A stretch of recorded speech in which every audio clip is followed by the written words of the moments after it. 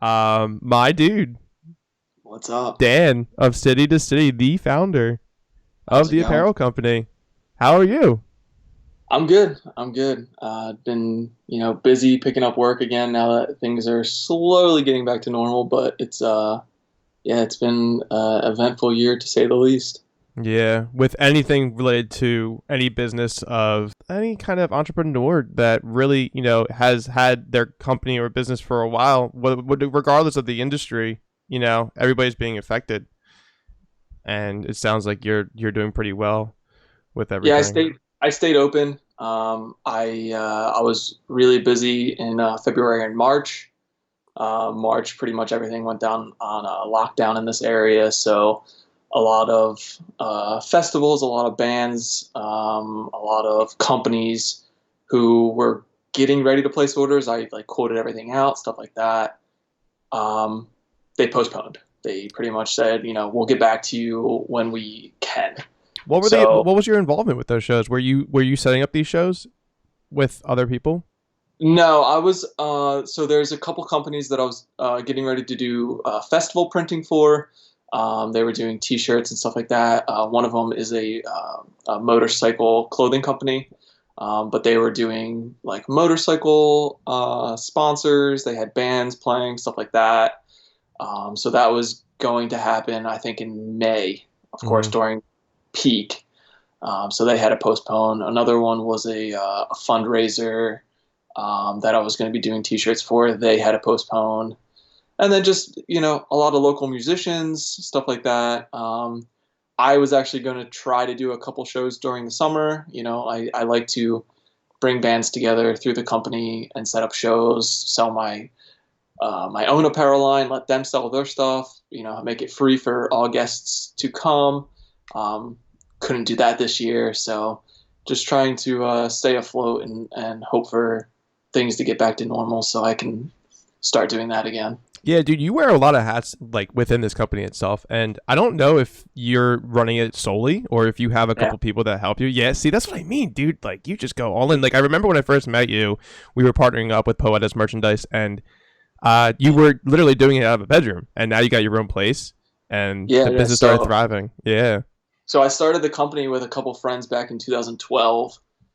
And since then I had a couple people like pop their head in, help out, and then leave, stuff like that. But it's been my thing, my baby, my creation, pretty much since 2012. And it took me 5 years to get a brick and mortar location, which I'm sitting in right now, which is awesome. Mm-hmm. But this October will be 3 years, so That's it's awesome. it's it's just crazy. I mean, I took a big dive to get all of my printing equipment, stuff like that I needed to jump that scale. Because when I started this company, it was my apparel. It was my own shirts, my own design, stuff like that. Like I this was is gonna one say, of yeah, my you newest designed shirts. everything. Like, Yeah, you're yeah. you were the only So designer. so when we started it, it was like just a clothing company. That's all I really started it for. I did a lot of work with bands. I did endorsements. I sent out stuff. They took photos for me, stuff like that. I worked. I wanted to create a family, a network, bunch of people working together to promote one another. I released a compilation CD, stuff like that. Mm-hmm. Um, and it took me a couple years where people were like, "Oh, you print your own shirts?" And I was like, "Yeah." And they're like, "Can you print for my band?" I was like, "Sure, I got time. I'll print for a friend of mine, whatever." Mm-hmm. Then they told someone. Then they told someone. So it just kept growing, and I kept getting more people coming in and asking me to do work. And that's kind of where I got to the point where I sat down and I thought, is this something that I can grow, or is this just a flash in the pan? Mm. So I took the dive. I upgraded all of my equipment. I found a brick and mortar, and I've been here since October 2017. Yeah, So and it's not only that, I mean, you still do bread and butter projects. I mean, there's a yeah, lot of companies out there that they involve themselves in one specific area to or demographic with that business, and they don't kind of venture out and try to do other things to also bring in other income.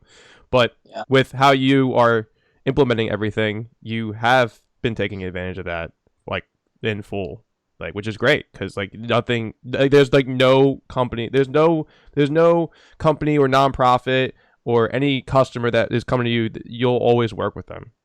Like, doesn't That's, matter. I mean, that's something I really strive for. I don't want, I still want to keep that community, that bond with my customers.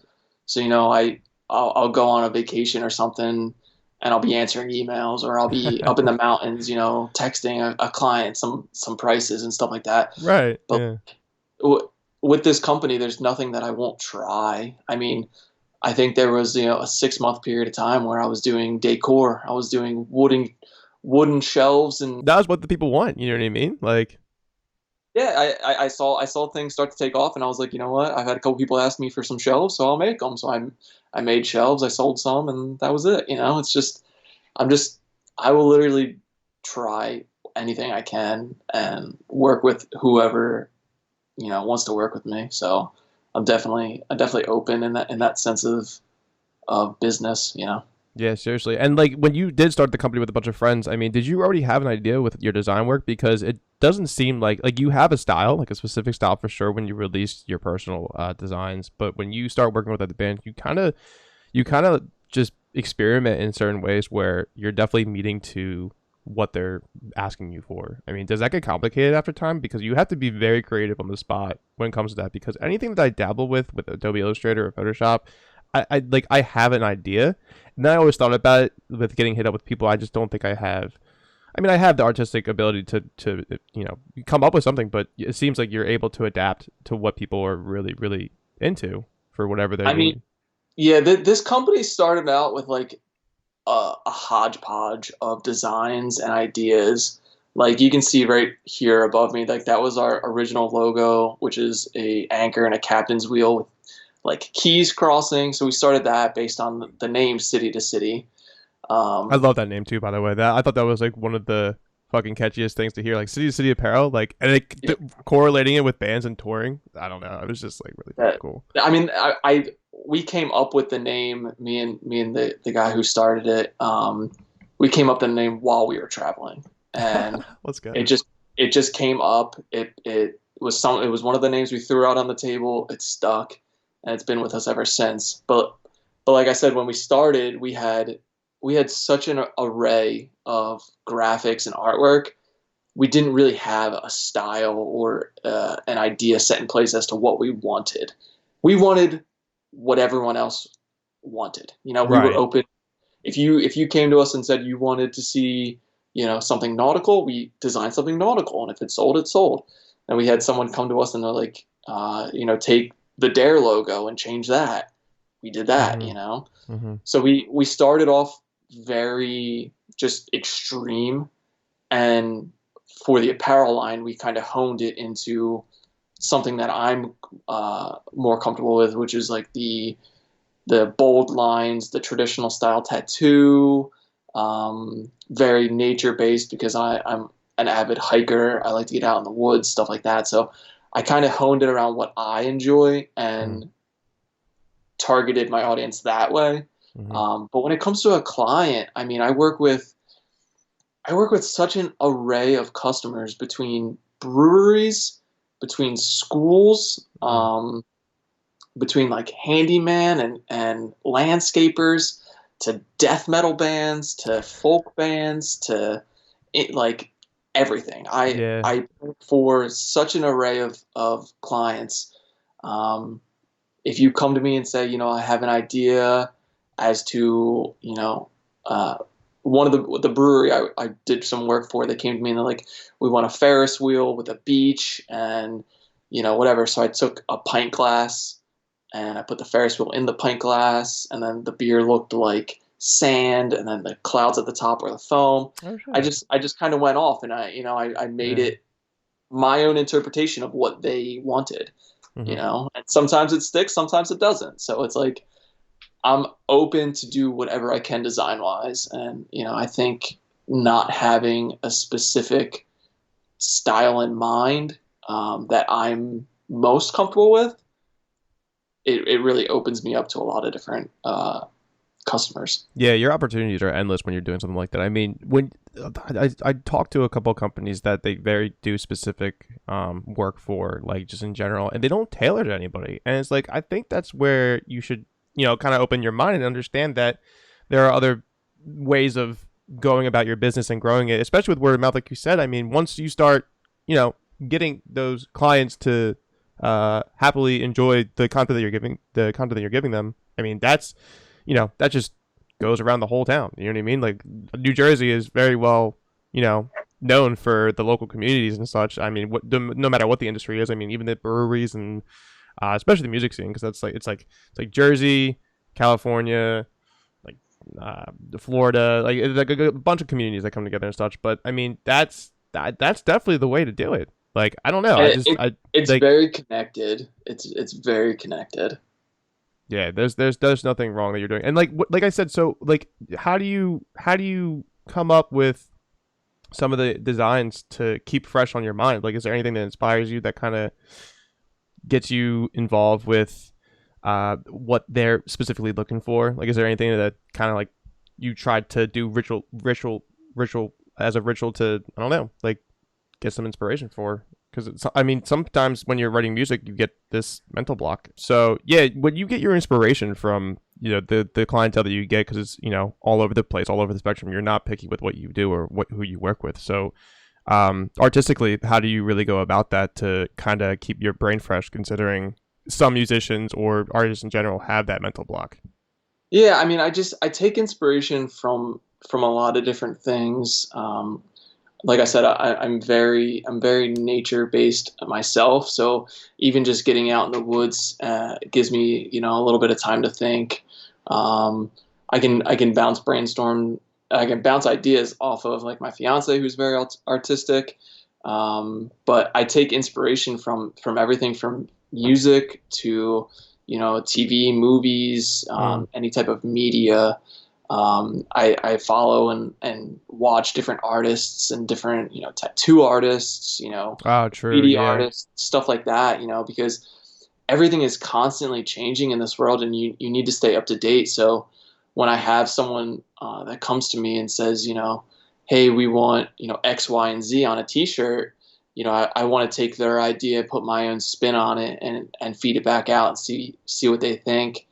Sometimes they love it. Sometimes we need to make some adjustments, but a lot of the times, if I can follow what they're looking for, we usually get something that we're both pretty happy with. Yeah. Yeah. I just don't, it's hard for me to wrap my head around that people don't really kind of get themselves out there more with other clientele. Like they just stick to a specific thing. But that's their business, which is totally cool and understandable. But Yeah, no, I just 100%. I agree with the way that you run it, because the fact of you're not you don't take no for an answer, and that is a very strong hold. Like I hold that dear to my heart, because like that's like with the podcast. I don't think I would say no to anybody coming on the podcast. Like it doesn't have to all be music, but I think I just know it too much to not have people involved with music. So No, yeah, exactly. but And definitely, I mean, music has always been such a big part of my life too. So pulling inspiration from different musicians and stuff like that, it definitely gives me a broad spectrum.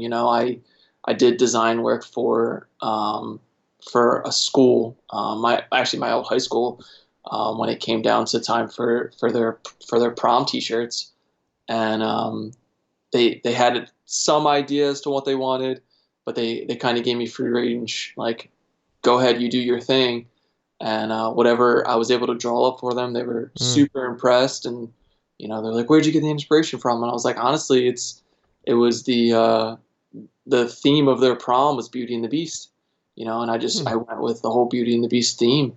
yeah, I put kind of a traditional style tattoo feel to the artwork, which is something different that the school hasn't used itself because, I mean, most schools it's black and white. It's very straightforward, But if you could put a little bit of artistic flair into things that people don't normally see, um, it opens their eyes to a whole new world of art and design. Did you start designing in high school? Because we had classes where I was able to take them, and I thoroughly enjoyed it. So that was the So reason why I got into it. I pretty much, I'm trying to think back. I was going to school for engineering for uh, a long time, probably 6 or 7 years. Throughout high school, I focused on engineering. Even in the end of my middle school years, I was focusing on engineering. So anything graphically or artistically came from my own time at home. Hmm. I downloaded Photoshop when I was probably 14, 15. Wow, Uh, that's actually I, really young. Yeah. yeah, I mean, and it's crazy because at that time it was so unknown, but I was taking pictures at local shows, um, and I was taking the photos and I was completely editing them where I would crop out the band members, I'd put them on different backgrounds, and I was doing things that were different in 2006, 2007, like Right. wasn't Exactly. really a thing. There wasn't a lot of local photographers at that time. So I just kind of taught myself the basics and grew from there. It wasn't until I was in my second year of college that I really started to miss the art side of things. I was sitting in, physics and chemistry and calculus, and I love math. I miss, I miss the challenge of it sometimes, but at the Mm. same time, art and nature and music were calling me, and I wanted to get back to my basics. So I switched majors. I graduated with a degree, and I decided I was going to take a semester off. And in that semester, I started working with bands down in Maryland and Delaware, and I fell back in love with the graphics and the music and the art. And I was shooting music videos again, and I was doing band photography again. So it definitely, like, it came in a full circle, and I was back to where I was really happy. Speaking of wearing all hats, though, so like you not only do you print and design and do everything, but you're also taking these headshots for your content, like the photos that you take and everything, dude. Like you're doing everything. So like people that want to start a business just take this into Yeah. consideration. Like there's a lot to Yeah, do. I when I started this company, I did more than I could handle. I think I was Oh shit. working another job, and I wanted everything to be perfect. I'm a perfectionist in a way. Oh, for sure. Yeah, especially So when you have a specific vision and it's your baby. Oh, dude. Like, exactly, and yeah, that that's makes where sense. I kind of struggled because for a time I was on the road touring, and I had people back home doing the work, um, and little differences here and there, stuff like that. But I mean, when it came to anything for the online store, I wanted to do the photos. I found friends to model for me. Mm, Um, I did a lot of the pictures of just myself, right. fiance, because we had access to the shirts at all times and stuff like that. But yeah, I mean, a little bit more recently, I've been sending shirts to some friends who are traveling and following their dreams. So I want to support them. I have a friend who was working on a vegan cooking blog. So I sent them stuff because they were following their dreams, they're following their passion, and I want to support that as much as I can. Mm. So I wanted to work with them exclusively. I was sending them shirts for them to model for me. I was promoting their stuff, just back and forth with different smaller, mom and pop companies, because that's like I said, it's all about connection. It's all about community.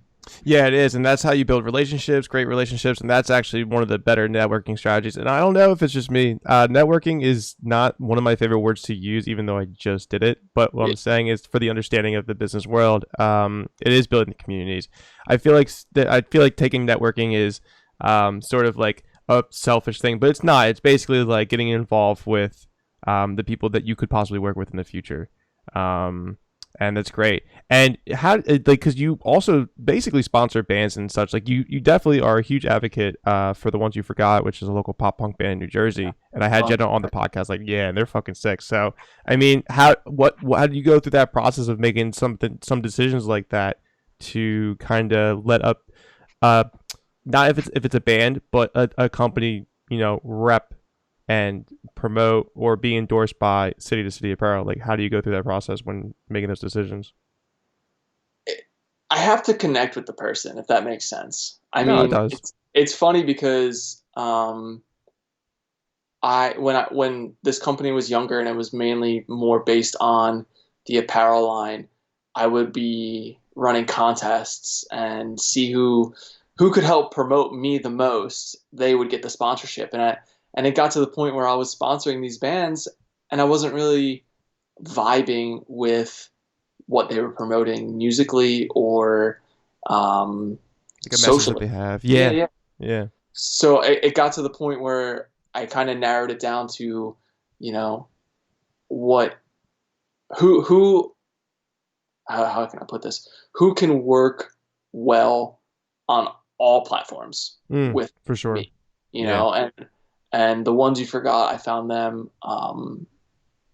I guess I found them through Facebook. Jenna, I reached out to Jenna, or Jenna reached out to me, vice versa. Became good friends with them throughout the years. I've hosted them down in South Jersey at a show or two. They're releasing new music, nonstop. They just got put on Hopeless Records, one Yeah, of their one of their Spotify Spotify playlists, playlists. Yeah, dude. yeah. Yeah, they're killing They're, it. they're doing what they love, and they're doing it to the best of their abilities. When I met them, Matt's mom was helping them with all the T-shirts because she has a business like that. But they needed a graphic designer, so I was helping them with graphics. Hmm. They promote stuff on their own. They do as much as they can while still working other jobs and working full time, and they want to follow their passion. They want to follow their love, and that's where that's where I bonded with them. Right. you know Yeah, so that's it's the it's grind. just crazy because, like, even you, when I met you guys, you were with Poeta. I think I met you through the ones you forgot, Correct. correct? Yeah. Yeah, Yeah, so because they you guys reached suggested out to you. me, and you Hmm. guys were, getting everything off the ground, and you needed graphics and you needed shirts, and I enjoyed what you guys were doing, and I liked the message you were putting out there, and Oh, thanks, I man. liked that you guys were, you were on CI at the time, I Yeah, believe. still are. Yeah, we're Yeah, releasing yeah, singles. Yeah, so we're yeah, but still on CI. Hmm. I was like, you know what, like, they're going for it. They're working. They're actually trying. There's a lot of bands in the local scene who aren't in it for community. They're in it for themselves, and they're in it because they like to do it. And I understand that completely. But Hmm. when I started this company, I wanted that community. I wanted that feel. I wanted that family, and I feel like a lot of the bands that I work with understand that now. Yeah, more so. I mean, you also did get us ready for Warped. I mean, our whole line was City to City Yeah, hats, that was awesome. basketball shorts, That was awesome. shirts. I was so excited for you guys. I was so excited you were able to come up with the designs and everything so quickly because I mean that was our bread and butter. I mean, we didn't make money. We didn't get because we had the sponsorship through Skull Candy. We didn't have guarantees. We were privileged to be on the tour in general.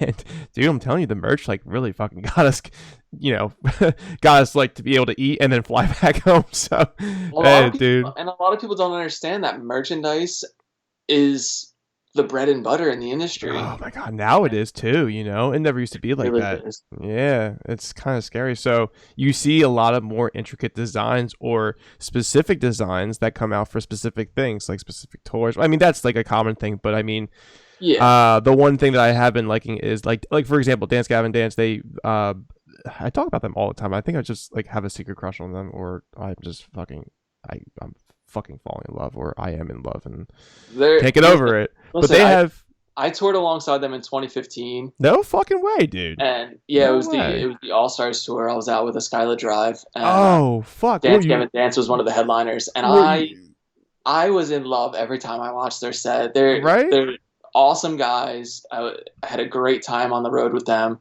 and I just love to see the success that they're accomplishing right now because they're they're breaking that fourth wall Hmm. that a lot of bands get trapped under in the whole genre or industry that they're in. So it's awesome. But yeah, Mm-hmm. It's one of the bands that there's not going to be a shelf life anytime yeah. soon, so that's good. But like, would you take photos for a Skylar Drive? Like, were you their photographer for touring? So All Stars tour, I wore just as many hats as I do for City to City. I'm not So surprised. they brought me out as the merch guy, the photographer, the videographer, Yeah. a part-time driver, Oh, that's and a brutal. drum tech. I've never drum teched. I don't play drums. I play guitar. I play It's like, guitar. fuck it, I'll give it a shot. Yeah. So All Star Tour is an all-day thing. You know, it Mm-hmm. was the shows would start as early as noon. They would go to as late as 11 o'clock, midnight sometimes. So I would wake up, I'd be working nonstop, and it was the most chaotic tour that I've ever been on, aside from Warped Tour. Warped Tour was another beast in itself. Oh yeah, it's But nonstop. but I never played drums. And the drummer wanted a drum tech, and I was like, listen, like, I got to be at the merch tent all day. If you can build the kit, I'll move it onto stage. I'll set it up on stage, and then I'll do sound check. That was fine, So he agreed to do that. We had a great time. We had a great setup. About a week into the tour, our sound guy left. He had to fly home, and we had a different sound guy. Now, when you check drums, it's snare, hi-hat, kick, tom, rack, whatever. And then the whole kit, yep. I agreed to not play the whole kit with the original sound guy. Okay. Because I don't have the ability to move my legs and hands differently. I don't know. I can keep a basic rhythm. Let's see where this is going. So second sound guy came in, and he went through sound check. Right. And in the back of my head, I'm like, he's gonna say full kit. I don't know what to do. He's gonna say full kit. He's gonna say full kit. So I go through the lineup. He goes full kit, and I went, no, not doing it.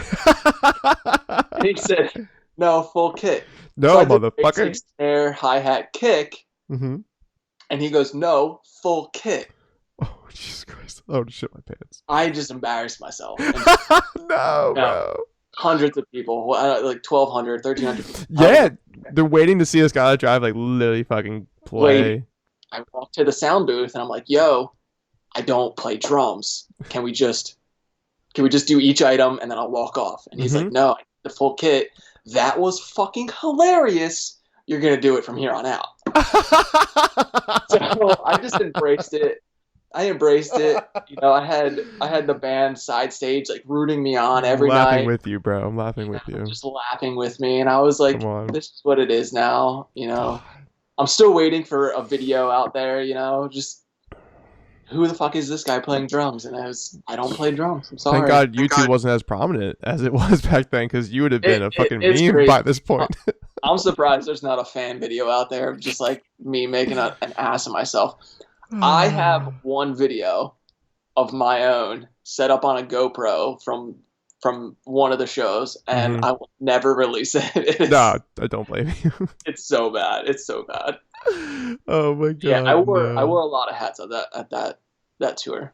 Yeah, no, that's good though. A lot of people really, I mean, that's multitasking, not at the same time, but you're just doing a lot of different things throughout the business that you're putting yourself into. So, I mean, there's like my boy Kyle, who created the overlays for this podcast. Like, he's the tour manager for We Were Sharks, the graphic designer, the photographer, to make sure everybody goes to bed at the same time, or they're too drunk, he picks them up and puts them on the van.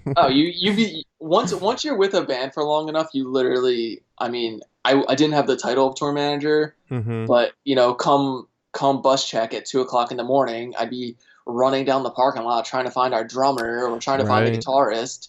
Like, what are you guys doing? We got to go. We have a 12-hour drive to the next show. Yeah, stuff. It gets crazy, but you definitely form a bond with them. By the end of that tour, I was designing merchandise for the fall tour that was coming up. That's so sick, dude. I was working with their printers to get everything set, because I didn't even have this brick and mortar location to do the printing for them, or else I might have. You know what I mean? For sure. Just, it got to the point where I was setting up in advance for that band before we even got anywhere near there. So it was awesome. I loved working with those guys. I keep in touch with a couple of them still, Mm-hmm. they really got me to where I am today. I Mm-hmm. can truly say a Skylit Drive pushed me Oh man, that's cool. to who I am because I met them in 2008. I was 16 years old, um, and from 2008 to now 2020, I've stayed really tight with a couple of their members, and it's been awesome. And they were gonna possibly come back. I remember seeing something. I don't think they're doing it though anymore. So they're all kind of doing their own thing right I now. figured, yeah. Yeah, I know Nick is currently working on some music of his own. Michael, who came in as a guitarist for the last year or two of the band, he has his own project up in Canada called Horcrux. I send them T-shirts all the time. I promote Hmm. all of their stuff. I love those guys. Um, so they've been awesome. I know Jag has his own project. So yeah, they're all kind of doing their own thing. They're still wanting to work with music and stuff like that, but they're just doing what they can. Nick is in California. He works for a studio right now. If you guys need any recording done, he's definitely growing in that field for sure. So he's definitely someone to check out. Yeah, that's pretty cool. That's so pretty fucking cool. And with merchandise, like it just never ends. What I was talking about earlier, I think it's cool. Like, with the bread and butter that these musicians have to deal with now, is like, for example, Dance Gavin Dance. Their vinyls, they're releasing when they did their live stream, they released 1,000 limited edition vinyls, and then I think Rock Sound is releasing 666 fucking, amount of vinyls. So like it's just there's got to be certain ways to really grab your audience and make sure that you're able to, especially during these times. I mean, you can only live stream so many times Yeah. before, you want to experience it in person, which we're not going to get. The music industry is probably not going to get back till 2022 for sure. Like there's No, no fucking and way. there's definitely ways to make yourself still relevant during this time, like you said. I mean, you need to be different. You need to still be branding, and you still need content to put out. But a lot of income and stuff like that is going to come from merchandise and Hmm. from, custom one-offs or, limited edition items because that's really going to draw the attention to what you have going on at that time. I think if the bigger bands are signed to labels, I'm hoping, and this is just I've been saying this a couple times, but hopefully the label can help out with doing like behind the scenes vlogging, like if they're very close to each other or if they're spread out. I think the label should help with the behind the scenes stuff because I know Patreon's now a thing that people subscribe for the really deep behind the scene content, or if they want Yeah. to put stuff on YouTube, like hopefully they'll be able to collaborate with that. But um, I mean, I've seen bands like, okay, so the Water Live, I toured along with them. They released a Patreon and they were doing guitar lessons and drum lessons mm, and behind the lyrics and different writing techniques and stuff like that. So like there definitely are ways to still involve the fans, interact with the fans, even if it isn't a face-to-face thing. A lot of musicians are doing 1 hour drum sessions online. You go on Skype just like this and you play along with them. They teach you different things. And there's still ways to connect with musicians these days on all levels. And I think right. that's awesome because we have the ability of video chat, of, Zoom calls, stuff like that. It's been insane. I mean, I just watched Tesseract. They live all around the world. I believe there's a guy in Paris, Yeah, there there's a guy is. in Yeah. Texas, there's a guy in California. They just did a live stream show with all of them performing, and they released it. And it's like there's different ways to still engage the audience and get their attention. Even if it isn't for an hour long show or an hour and a half long show, if you put out something that's 10 minutes long, one or two songs, you're still going to get uh, people to come to your Instagram, Facebook, Twitch, Twitter, whatever it is, Hmm. and get that interaction. And then you capitalize on that by releasing the merchandise or releasing the lessons or working with that one-on-one connection that you won't normally get because these bands are constantly on the road touring. This is an opportunity to really sit back and make that connection on all levels. And I And that think, might be the new normal too. Like even when it does go back to I mean, when we go back to full time touring, maybe that yeah, will still be an implemented idea of connecting that one on one because I've never seen anything like this before. So I think it has to be. I really right. do because, like I said, people lose interest in things over the smallest amount of time, but you need to keep things fresh. So if you keep changing with the times, you're really going to keep yourself more relevant. And I see a lot of these artists like reach out personally on their social media, so Twitter, Instagram, and that's cool. Like they're actually having full blown conversations with these people, whoever they think that really trigger something into a conversation they want to have. They definitely jump right into it. It's cool. I mean, when you're touring, you're doing so many different things. You don't really have the time to do that. But now that everybody's kind of stuck at home, they're being personable, and it's fucking cool. So Yeah, and I mean that's only I guess that's only really relevant for the larger touring bands, but you have so many locals that are still trying to stay relevant and trying to keep content going and keep mhm. themselves relevant like the ones you forgot. I mean, they've been working and haven't had a chance to really do any performances or any small tours or anything, but they just released a new song and they released new T-shirts and they released new graphics, and I think they just released a promo where each of them are in their own photo, but they did like a montage and pasted them together. You know what I mean? Yeah, the way they So market their brand is pretty fucking phenomenal. They know exactly what they're you doing. need to do that. You really do. You need to take a band or or anything that you're working for and brand it to be its own entity, because without a backbone or without some sort of cohesion, you're just going to fall by the wayside, and you're going to be forgotten about. Yeah, and have that aesthetic as well. I mean, dude, I'm obsessed with Jenna's journal Instagram page. I think it's so creative and so fucking cool. And I told her, I was like, please don't stop doing that. Like, I thoroughly enjoy looking forward to seeing like another page in that journal that you do where she Yeah. cuts up everything. I'm like, dude, that's the creativity Well, that she was doing that, and I think before that she was drawing. She was doing a lot of different she drawings, was. and I Yeah, and I sat down to Jenna. I was like, put these on T-shirts.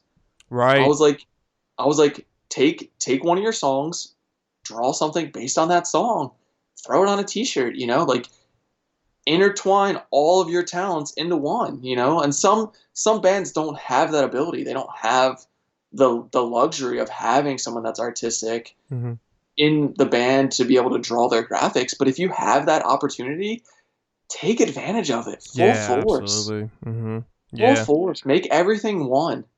Don't waste your time. And I told her, I suggested, I was like, maybe you should sell journals, like Yeah. journals by Jenna or something, like actual fucking, like, I don't know. It's just, it's cool that you can see somebody like implement something else different artistically into what they're doing. Like Yvette from Covet, Yeah. she really actually takes on clients and custom designs the faces of their guitars, and they look incredible. They're so fucking cool. Like Yeah. she's putting more of her art into the correlation of Covet. That's what you got to do. You got to try to see if you get more um artistic values to bring everything together as one.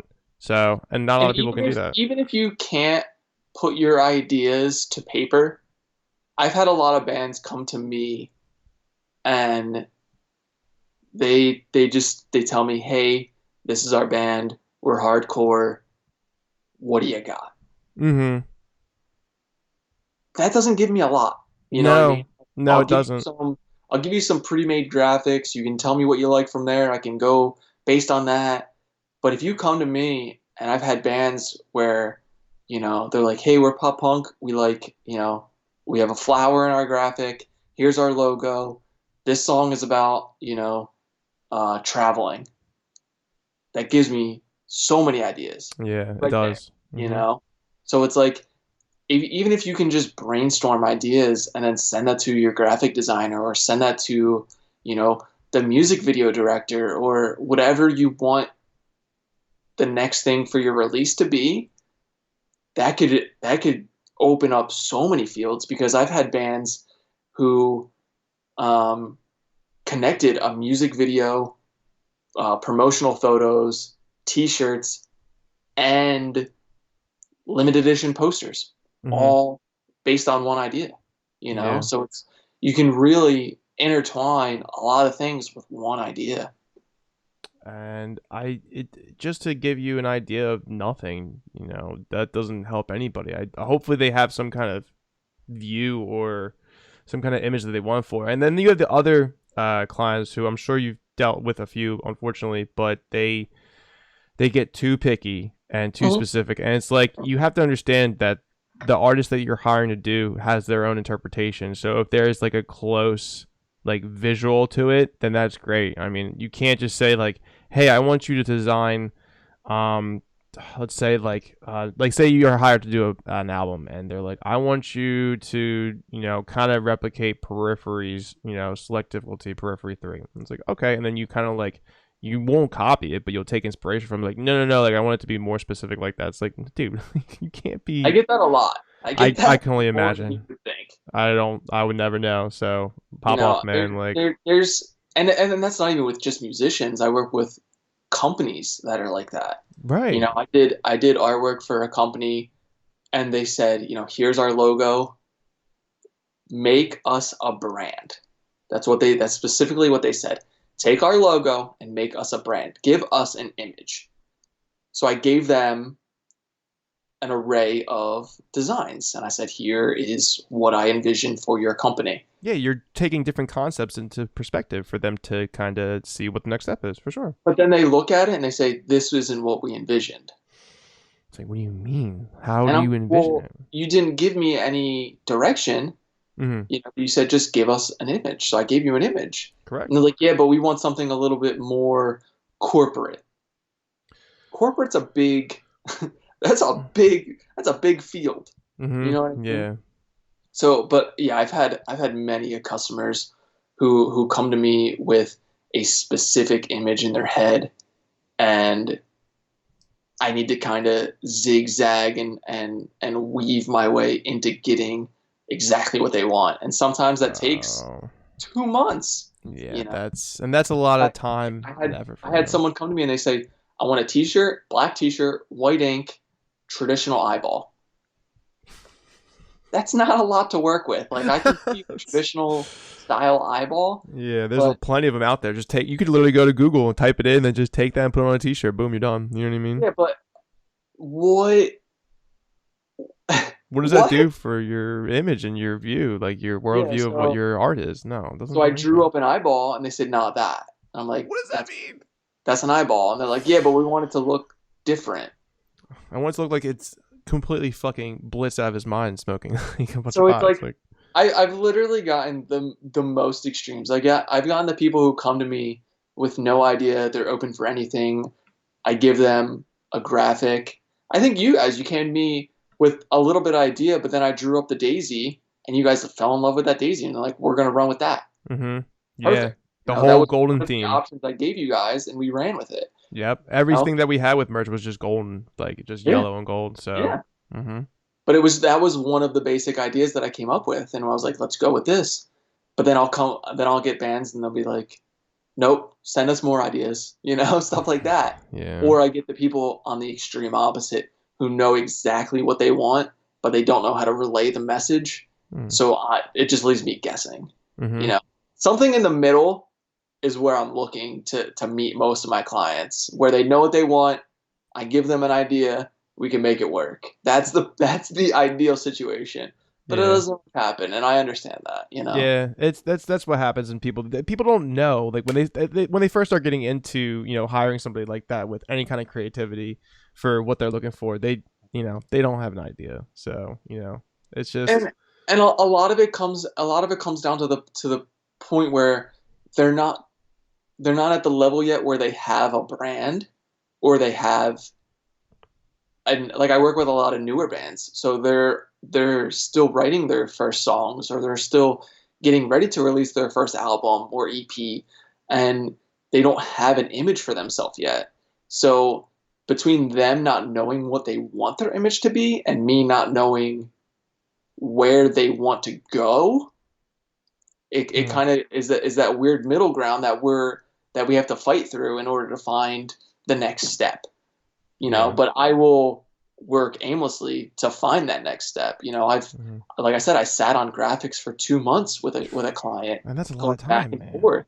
It's a lot of time. And I hope you're getting a It's a deposit lot from of that time. too, Yeah, like It's a lot of time. professionally. But if you're not in a rush and if you're not in, any urgency and you want things to be perfect, sometimes it takes that amount of time.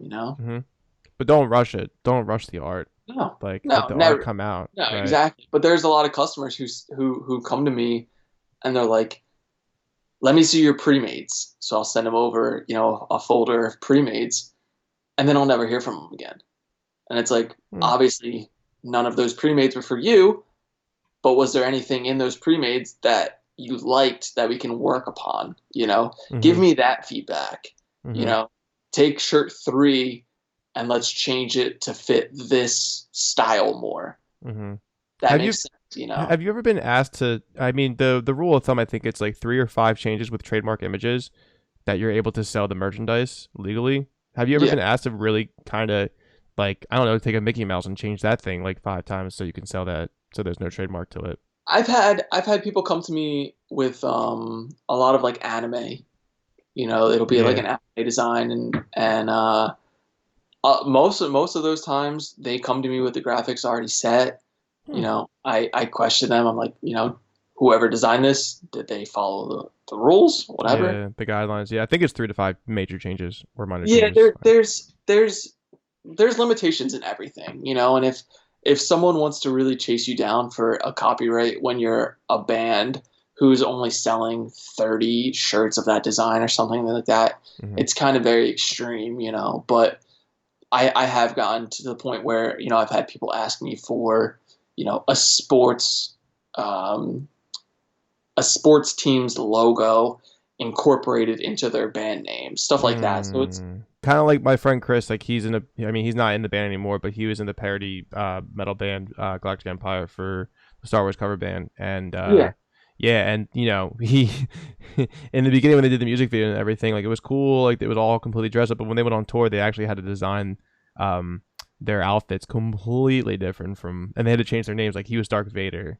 yeah, and instead of Darth Vader. So it in business, in retrospect, like there's a lot of changes that need to be made before whether it's the corporations or whether it's somebody thinks that you're just stealing their copyrighted material and just using it for your own personal gain, which is not exactly. the case in general. It's just an inspiration. Like I want to change, like for instance, like the Flyers are kicking ass right now with the round robin, so they're 4-0, dude. Fucking go Flyers, baby. But Yeah, like you let's could go. change their Flyer logo 3 or 4 times and like sell it as celebration, or the underdog story from the Philadelphia Eagles. I know you're not an Eagles fan, you're a Yeah, Giants no, fan, no, but no. I've seen, but I've seen it all. You know what I mean? Like mm-hmm, even if I'm not a fan of them, like I've seen everything that they've done, and there's a lot of companies who will try to benefit off of that stuff like that. And it's like I've gotten to the point where I want to work with clients who are a little bit more original. That oh, makes for me sure. happy.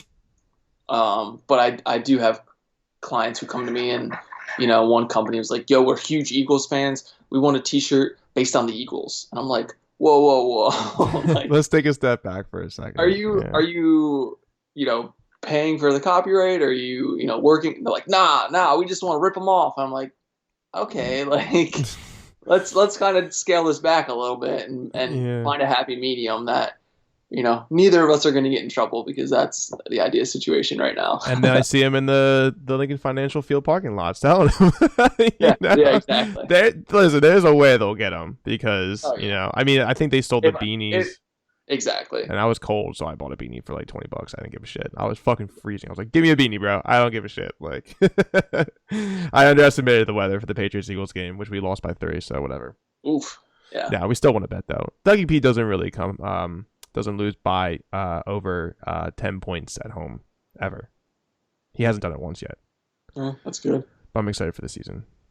regardless. If I'm excited if the season actually happens. I know, me too. Yeah, and I'm keeping Miles Sanders. He's gonna be a workhorse in my fantasy football league. So let's fucking go. Like Yeah. I have no option. I haven't even set up a fantasy football league yet, but we definitely have to get in one again. Yeah. Speaking of wearing hats, dude, Jesus Christ, you even commissioned the fantasy football league, like, or your boy was doing it when I joined. Four. So, I was in 4 fantasy football leagues and you won all of them. for the past 3 years. Well, you won all of them last year. I think you were in 3, and you won all of them. You Yeah, savage. yeah. You motherfucker. Yeah, dude. You even the I one don't I get it. hosted, you won that one too. I was like, God damn it, Dan. Like, and you were worried. Yeah, for a bit of time, I was definitely shaking in my boots. Some of the guys or girls that were playing with us, they don't think they knew what they were doing. So that's fine. We'll take your money and run. It happens. It's competition. Fuck it. Do you like starting your whole company? It's an extremely successful company. What were to kind of give advice to people who want to be an entrepreneur and do their startups? Like, what's your first advice for kind of putting them into a perspective of how to run a business? And me personally, I say like do it from your house before you even go anywhere else to make your 100%. products. Yeah, Start as small as you can, yeah, because if you can manage and still find a passion and a love for doing it on such a small scale, and you can like, okay, so I started this company in my parents' living room. I was screen printing on my living room table.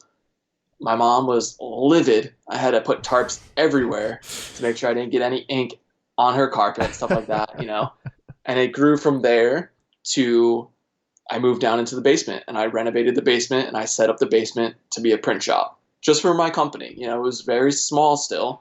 But I was down there. I kept that set up for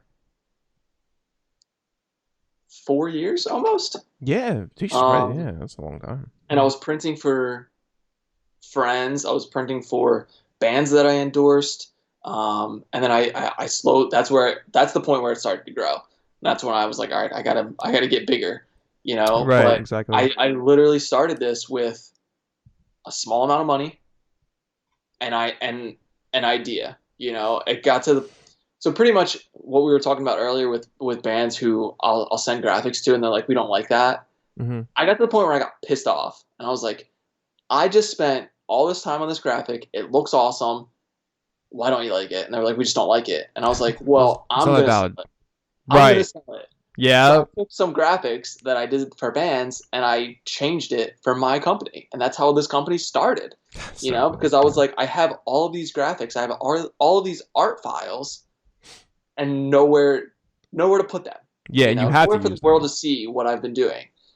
So that's pretty much one of the main drives that started this company. And I have a lot of people that ask me like every day, like, how do I do this? How do I start this? And there's a lot of debate as to like, if you love something so much, do you want that as your career or do you still want to enjoy it on the side? Because some people will burn out doing the same thing over and over.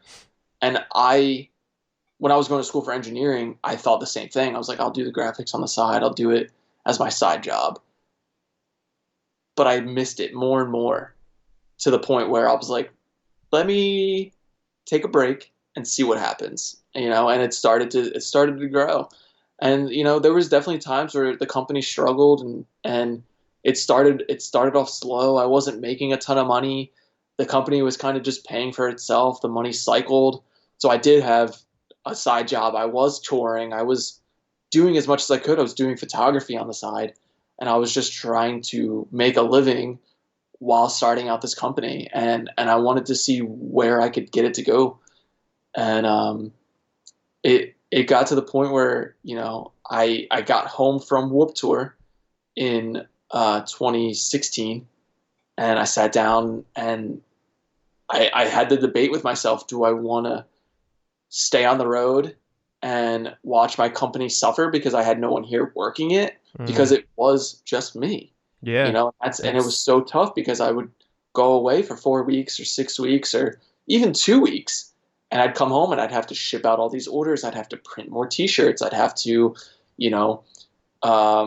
get design work done for bands, because at that point I was working with more bands. I was working with you guys when I was touring. Yeah, seriously. So it got to the point where I was like, how do I juggle 12 things?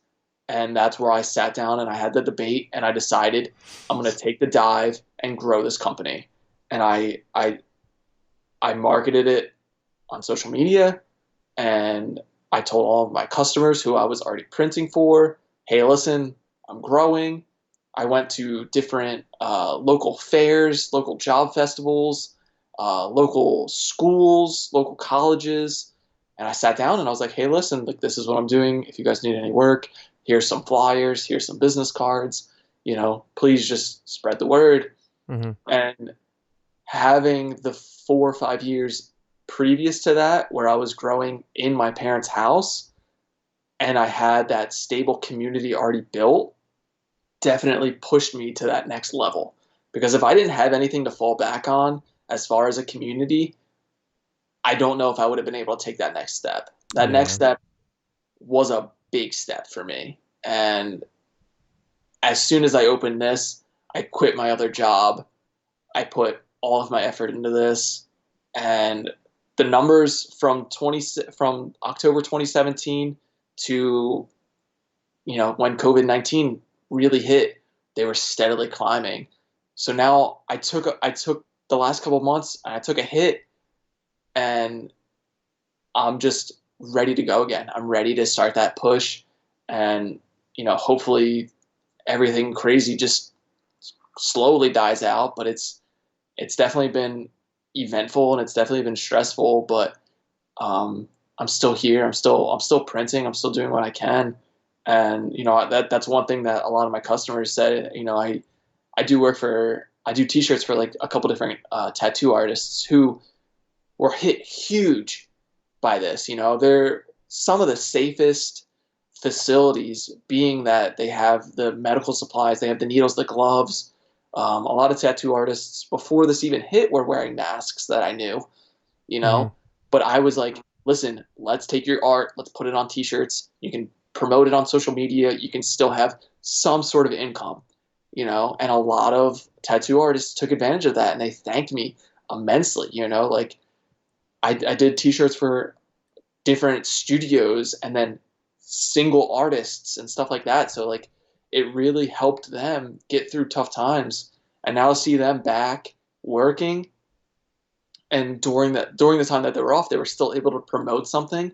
So they never took that hit. And like tattoo artists, like right now, like a lot of them are busier than ever. And it's awesome to see, because it's such a niche industry that you need a steady clientele to keep yourself going. Mm-hmm, exactly. Yeah, especially if you're that artist for your client. And it's more accepting now to have full sleeves or something on your hands now, which is nice. I mean, not all the time, but a lot of companies Yeah, I mean, are picking. I have a half sleeve on this arm. I got a couple tattoos on my leg, and I keep telling my tattoo artists like, "Hey, listen, like as soon as I'm caught up, I will come to you." And they're like, "Listen, we're booked up, like no rush. So it's like Yeah.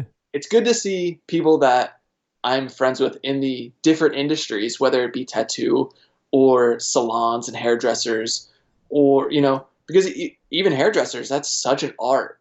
It is an art.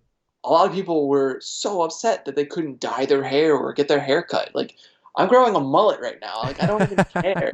I'm getting to the point where Looks I good, told bro. Beyonce, I just want to be able to put it all up in a bun and just call it a day, Yeah. And I don't think I've gotten a significant haircut since, February, and it's been crazy. Yeah, because once But COVID hit, man, nobody was getting their hair cut. I mean, well, you don't see me right now because I'm the third party, but my head is actually shaved because of the fact that it's fucking so hot out, and I just don't have I had a time. lot of people just completely just bake their head or shave their head, and Yeah, there. But like I said, there's so many different art industries that you wouldn't even consider an art industry. like But culinary arts, like people yeah, don't think that exactly, being a chef. chef I mean, is like a fucking art. I'm like, oh, absolutely, like that's one of the purest forms of fucking art. 100%. My one of I guess she's my second aunt or something like that. She's a chef. She's been on Food Network and stuff like that, and she started to do a disaster relief foundation. It's called Chefs for Disaster Relief. Hmm. And she came to me and asked me for like graphics and t-shirts and stuff like that. So I did as much as I could, and I donated what I could to help her, because she came to me during the Australian wildfires. That's where she started. She was like, there's so much going on in this world that chefs and culinary artists want to help, but they don't know how to help, because they know cooking, you know, they don't know a lot of different fundraising activities and stuff like that. So we got donations from different chefs, like books and spices and knives and stuff like that, and they took all of that and they raised a ton of money. That's you know, awesome. between they were selling T-shirts, and they're doing what they can to help one another, because that's what everything is about. It's about that community. I'm going to cycle back to this for the whole interview. It's about community. It is about community. It is 100%. You know. Yeah, if you don't have that, I mean, you don't really have a business to, thrive with, because you can't even get that relation within the people who not only are supporting you, but you're supporting them. So it's, a whole different ballgame when you can't connect with the people locally. And especially if you're a toxic member of the community, you're immediately booted. Like, if you have a business or not, like, you're immediately booted. Like, if you're a dick and you go to this local bar all the time and you're just harassing the bartenders and shit, like, you're never going back there. And then all the bars are going to know who you are. And then you're not allowed in any bars. Like, bro, there you go. Your community's lost. Go to a different one. See if it fucking works out. But it's funny, because so I started this company and I wanted to teach myself how to screen print. And I did photography and video for a band called The Artwork Of in early 2012. And I found out that they printed their own shirts. So I reached out to them. I was like, hey, we work together. Can you help me? So they taught me how to do T-shirts, and I ran my first batch of T-shirts through them. We sat down in their living room doing T-shirts just like I did at my parents' house. You know what I mean? And that's how this company that's how I got educated into the whole screen printing world. I'm still good friends with Kevin, who was the singer in The Artwork Of. I followed him through The Artwork Of. I went on a local tour with him twice. I did a whole bunch of photos and video work for them. They were one of the first bands that I endorsed, along with Me Versus I. They split up and they went into different bands. I followed them to those bands.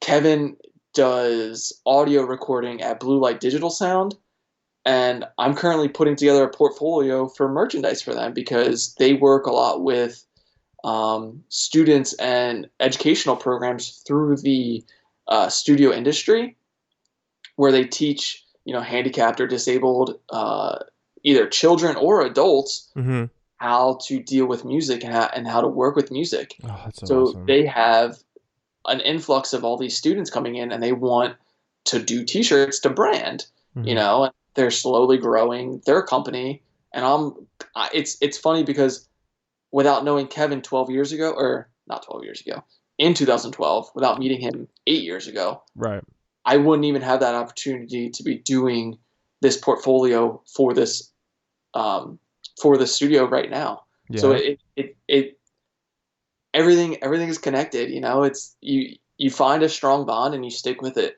I met you in 2015. Roughly, yeah, 15, 16, yeah, because that's when we just started, yeah. So I started doing some work with you guys. I brought you guys out to a show down in Mays Landing. That was a good time, yeah. Yeah, and that was with the ones you forgot, So it's like everything just stays connected, and it's just crazy, because here we are 5 years later. You guys reached out to me for T-shirts and graphics, and now you're doing this podcast. You're doing big things of your own, and you're going back and helping everyone that has helped you along the way, and it's just awesome to see. Yeah, no, dude, I wholeheartedly appreciate that, because anybody who I have on the podcast, it's not for whatever the people would think it's for. It's because I personally take, 1, a strong interest, 2, I admire their work of what they do, and 3, I want to have a good conversation. Like, that's like the whole general idea of it. And yeah, and some people have been so awesome to come on board. Like, Kevin Lyman was my first guest, dude. Like, that was insane. That was, once he got back to me on Twitter, I set it up. Like, I get this fucking ball rolling, dude.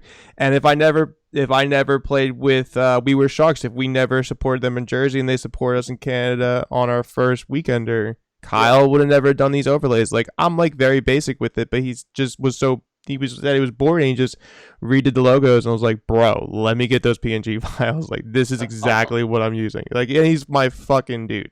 Like, That's they're awesome. all my bros. So that's the whole part of being in the community. Like, that is the community itself. And to That's my vibe, dude. That yeah, is me 100% my too. vibe. It's finding, like, you can't really read this. I had a friend embroider this behind me, but it says all roads lead to good company, and that was one of the mottos that I started this company on, because we were traveling from city to city, meeting different people, and everywhere we went, we felt welcomed, we felt at home.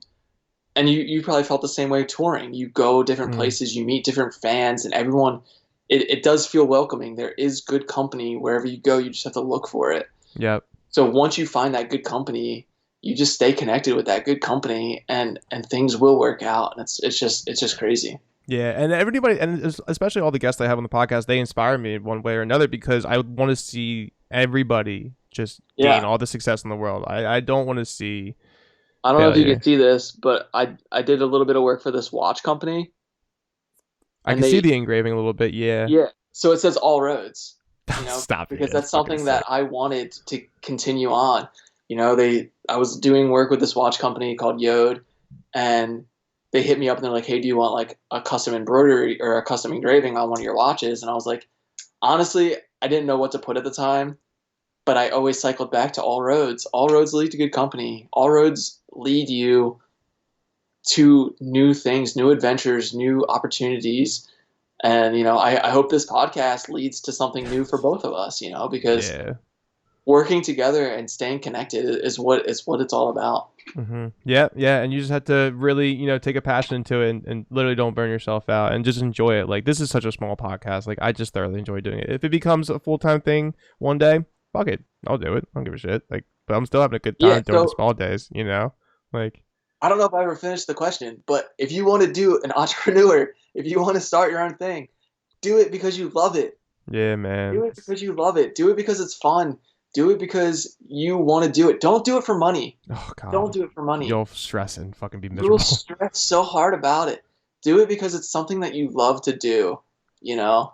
And I was able to do this company, starting it off and take it to where I want to do it because I love it. And I had friends and family who fought me on it. I had friends and family who supported me on it. And I just block it all out. Good, the bad, the ugly. hmm You block it out. You do it for yourself. You do it because you want to do it. You know, Yeah. don't get to the point where you're over stressing things, because it's gonna come back and bite you in the long hmm run. You know, it's it's a tough thing to do. You need a certain mindset. But if anyone ever has any questions, contact me. Hit me up on Instagram. Hit me up on Facebook. Email me. Whatever it is, I'm sure George will put it somewhere around here. Reach out to me, and I will do whatever I can to help you, because it's about community. It's about working together. I met my friend Matt Host, who lives in Denver currently, and he was touring alongside me in the fall of 2015. He was doing merch for Escape the Fate. I was doing merch for A Skylit Drive. Him and I formed such a bond on that tour that I'm still working with him. He's doing, another podcast, and he's working with bands, and the bands he's working with need a graphic designer, so he sends them my way. And it's all about community. It's all about working together. And I love that kid. And like, if I didn't meet that kid in 2015, like, I wouldn't have had the opportunity to work with some of the bands that I've worked with today. It's just crazy how things are connected.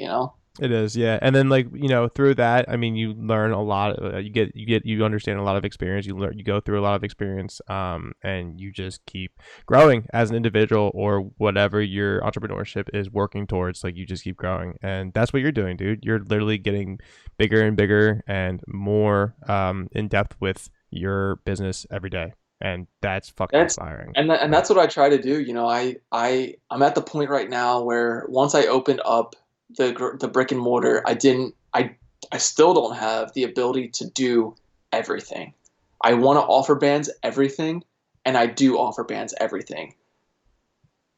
If I don't do it in house, I find someone You who do. can help me. You know what I mean? You do. Because coming to one person for an array of items is so much easier for that band who has a ton on their plate to begin with.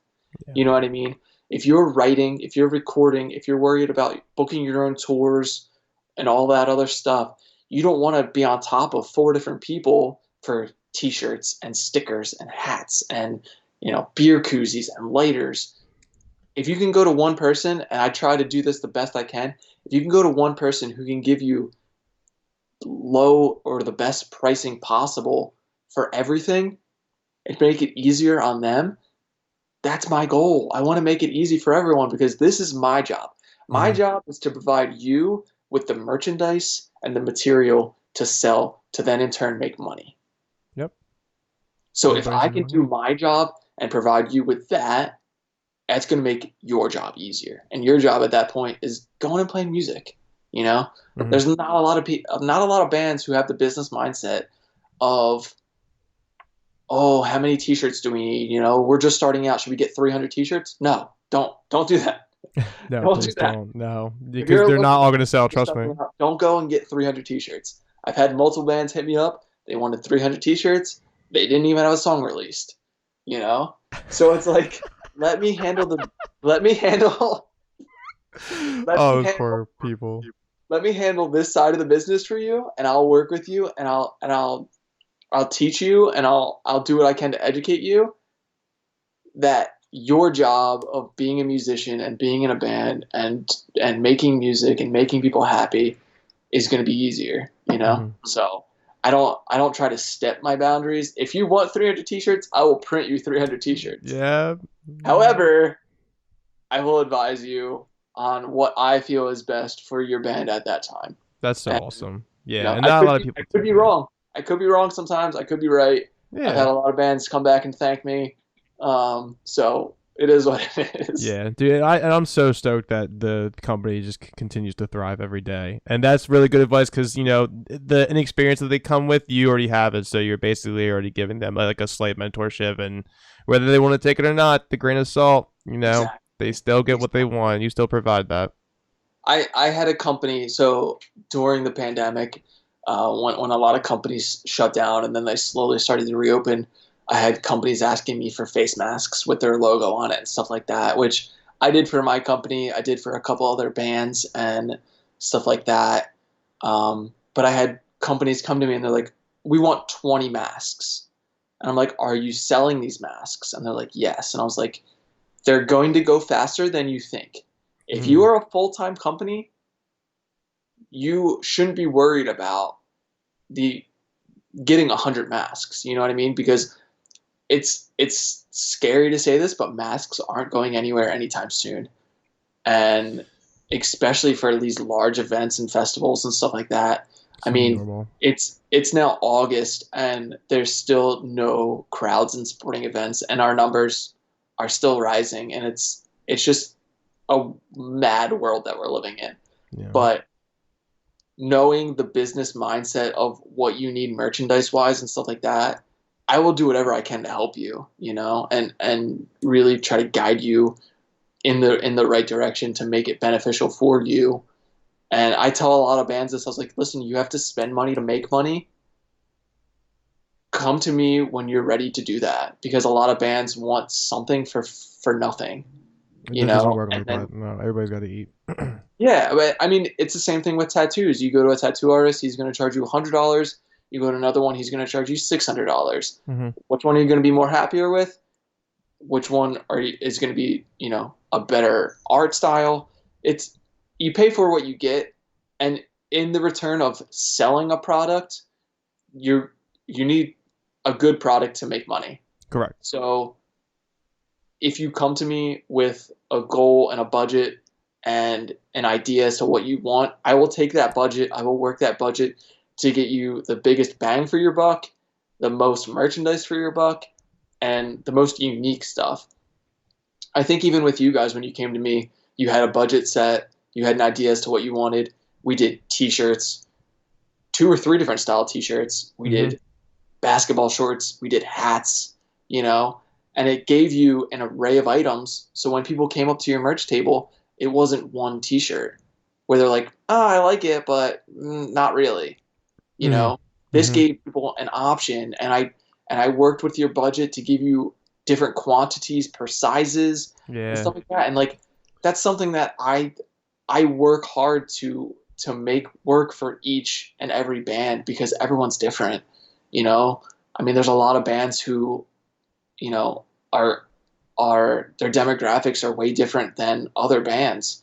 So you have to work with your demographic. You have to work with what you're going to sell.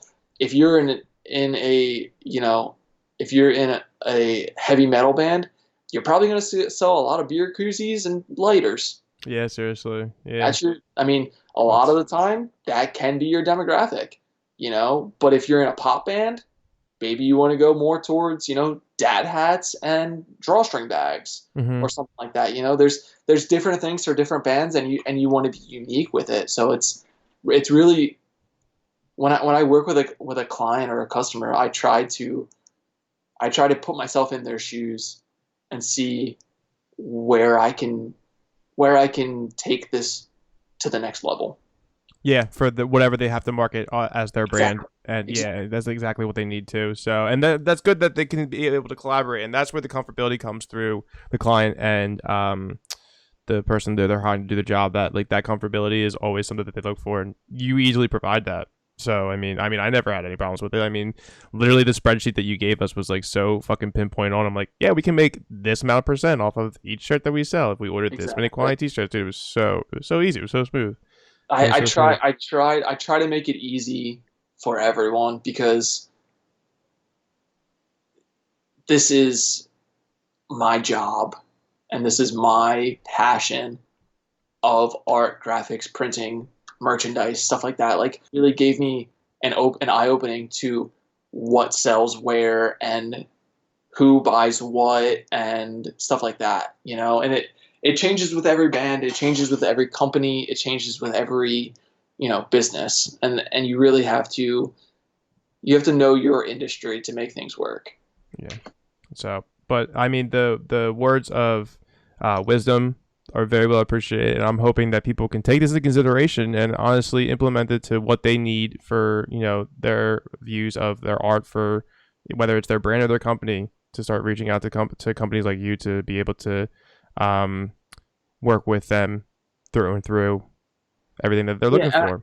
and I'm glad I'm able to offer a lot of different sides of things for these musicians and for these companies because I don't limit myself. And I try my best not to limit myself. Like if there's something I can't do, I will let you know.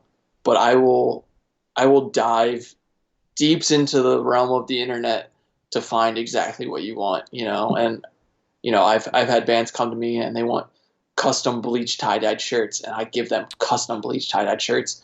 I literally take a whole bunch of shirts, I bleach them myself, I tie-dye them, and I give them what they want because that's what I like to do. Yeah, exactly. Yeah, and it's It's not crazy. stopping. You can't Yeah, stop, it's man. it's Yeah. it's crazy. I did a batch of um, tie-dyed shirts for a brewery.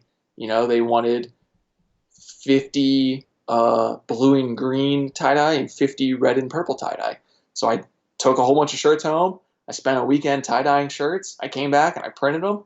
I mailed them out, and they were so happy with them because it's not your everyday go buy a tie-dye shirt on the internet. I made it. You know what I mean? It's literally a custom shirt. And Yeah, every something that they single shirt wanted. is completely different than the next shirt. Hmm. So when you go to that brewery's merchandise thing and you go through each shirt, you'll find the shirt that you want because Hmm. it's different than every other shirt. Yeah, that specific dye and that Yeah, specific look. Yeah, some yeah, people want exactly. certain things, so that's a good way of implementing that. And I appreciate you taking the time to come on the podcast and being able to, express like your goals and the way you go about running an entrepreneurial business as with what you have, and it's incredibly successful. So Uh, I mean, I appreciate it, dude. I said to you before, I did a podcast back in 2015 with Kevin, who I mentioned earlier, who does, he works in that studio. He was doing a podcast for a little while, and I did a podcast with him, and it was awesome. I enjoy sitting down and having a good conversation and kind of speaking my story, because there's not a lot of people who know what I'm about, what my company's about, and what I strive for.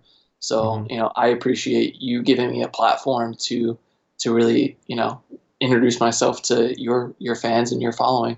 Yeah, absolutely. No, you're totally welcome, man. I mean, I appreciate your work and everything that you do. So, I mean, I'm hoping that one person will take, and learn something from this podcast in general, or, go to you for any of their needs that they are looking for and everything. Dude, So I will work with whoever wants to hit me up. he's not lying, dude. Like, trust me. It's a guarantee. Like, that is the fucking truth straight out of his mouth, man. Like, it was so easy, like, getting everything set up for you and such, and I never had one single issue ever. Even, like, I think there was, like, a hiccup somewhere, and you're like, I'll just give you, like, a % off or something. I was like, that's fine, dude. Like, I'm not complaining. Like, yeah, we did a batch of T-shirts, and I think the ink came out the wrong color. yeah, it was, like, green, but it still looked great for the I'm sure people being. bought it, and they didn't even know. Nah, they had no idea. Well, it still looked great, though. That's the thing. Like, and you were just like, yeah, fuck it. Here's, like, this. I made it work. I was like, fuck it. Yeah, no, it looked great, dude. I'll do whatever I can. If you're unhappy, I'll make it work. That's what I try to do. But yeah. I mean, I think in the near future, depending on where things go, we need to do like a little lime right here. Mm-hmm. Yeah, I could see that. Yeah. Without some T-shirts for you? Yeah. I want to get a merch store open, honestly. And I know I'll be coming to you ASAP. I think, like, once we get a little bit more traction, we'll figure it out. There's no rush. I'm here. Something. Yeah, no, same, dude. Like, I ain't going anywhere. I mean, this logo is great, dude. Kyle is the fucking man for getting this set up. No, but yeah, brother, thank you. I'll be talking to you soon, and I really appreciate you coming on. Hell yeah, man.